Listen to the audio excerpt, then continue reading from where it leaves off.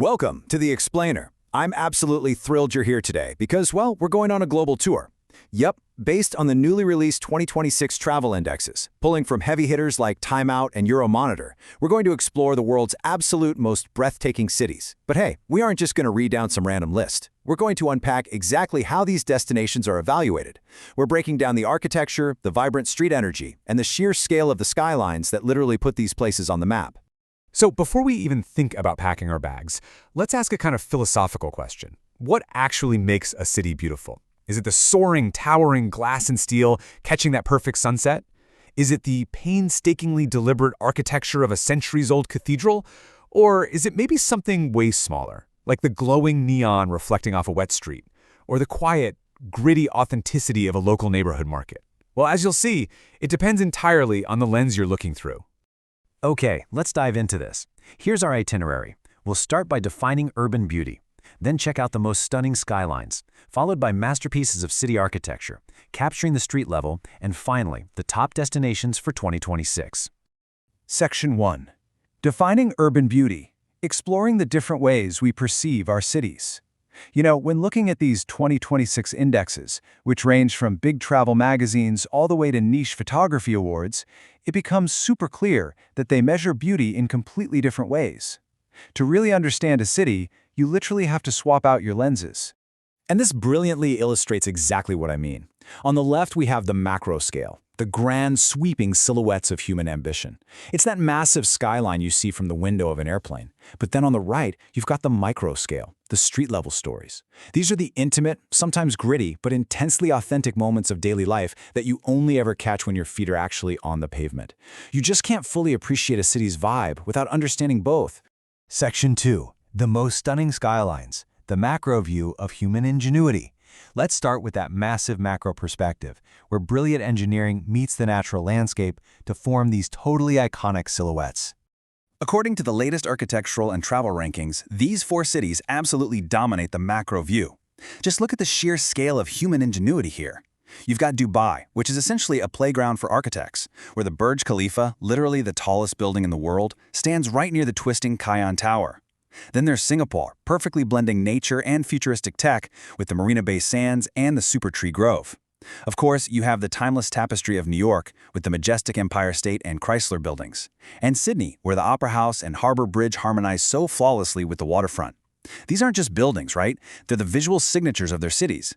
But if we're talking about skylines that tell a story, Shanghai is in a league of its own. It creates this breathtaking visual narrative through sheer contrast. On one side of the Huangpu River, you have the deeply historic colonial buildings of the Bund. Directly across the water, the hyper-futuristic skyscrapers of Pudong, like the Shanghai Tower, just soaring into the clouds. It's quite literally a city staring right at its own future while standing firmly in its past. Absolutely mind-blowing. Section 3. Masterpieces of city architecture, the structural beauty of deliberate planning.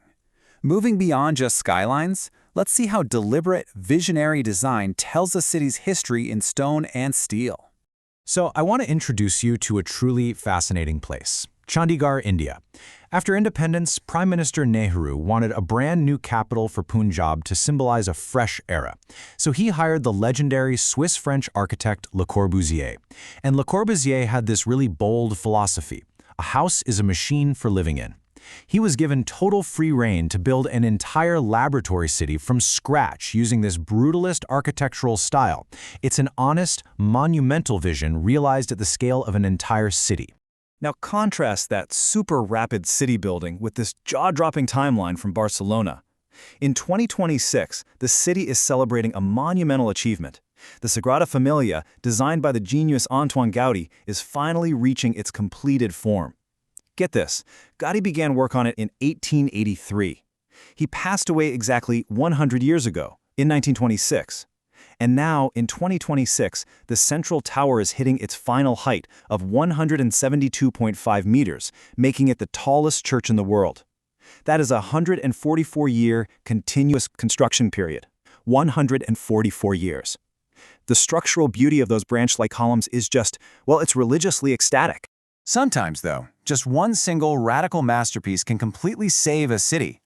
Urban planners call this the Bilbao effect. Back in the 90s, Bilbao in Spain was this really deflated industrial town dealing with high unemployment. But then, in 1997, Frank Gehry's wild Guggenheim Museum opened up. Covered in about 33,000 titanium panels that beautifully catch the light, it drew 1.3 million visitors in its very first year. It completely reinvented the city's entire trajectory. Turns out, 33,000 titanium panels are a pretty fantastic economic engine. Section 4. Capturing the street level, the micro-stories of light, geometry, and humanity. Let's lower the pacing a bit here. We're stepping off the grand architectural stage and transitioning into the quiet, intimate rhythm celebrated by the 2025 World Street Photo Awards. This is where we find the grit and the real soul of a place. Now, what's really interesting about this slide is how Istanbul visually layers thousands of years of civilization right before your eyes. It's basically a time machine. From its Greek founding in 660 BC, to the Byzantine marvel of the Hagia Sophia, to the Ottoman Empire's massive transformation, right up to the modern ferry crossings of 2026. For anyone with a camera, Istanbul is an absolute goldmine. It's the only metropolis straddling two continents, Europe and Asia, where you can capture tea vendors and fishermen amidst this deep, historical tension of East meeting West. And speaking of street-level gold mines, Tokyo is an absolute masterclass in what photographers call organized chaos. Picture yourself standing in the intense, frenetic energy of the Shibuya crossing. It's wild, right? But then, just a short train ride away, you step into the incredibly quiet, minimalist back streets of Asakusa. Throw in a little rain, turning the streets into glowing mirrors of neon, and Tokyo becomes this endless, pulsing visual rhythm. But Tokyo's street-level charm isn't just visual, it's totally visceral. Consider this staggering fact. Tokyo boasts well over 200 Michelin-starred restaurants. 200! To put that into perspective, that's the highest count anywhere on the planet. It's a city where you can admire the sleek geometry of its streets while experiencing culinary excellence that is literally unmatched. Or, maybe your lens prefers the moody, cinematic vibes of London. The street-level beauty here is all about atmosphere. Think about the unpredictable weather, those deep reflections in the pavement puddles, and that striking, vivid pop of a red double-decker bus moving past a sleek glass facade. It's the perfect blend of elegance and grit. Every single frame tells a timeless, poetic story. Section 5. Top destinations for 2026. Overall vibe, value, and the ultimate travel itinerary. Let's pull the camera all the way back now to see the complete picture. With all these different lenses combined, where should you actually book a ticket to? Taking the absolute top spot in 2026, crowned #1 in the entire world by Time Out, is Melbourne, Australia. And why? Because it combines everything we've been talking about so perfectly. It's incredibly walkable, it has stunning street art right in its central business district, gorgeous 19th century distilleries, and a coffee culture that people treat like an absolute religion.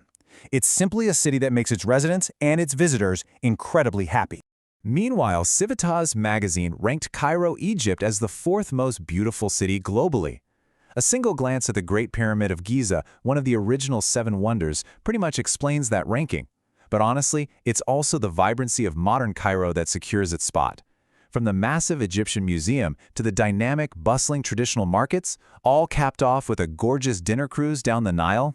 Point out this highly practical matrix here.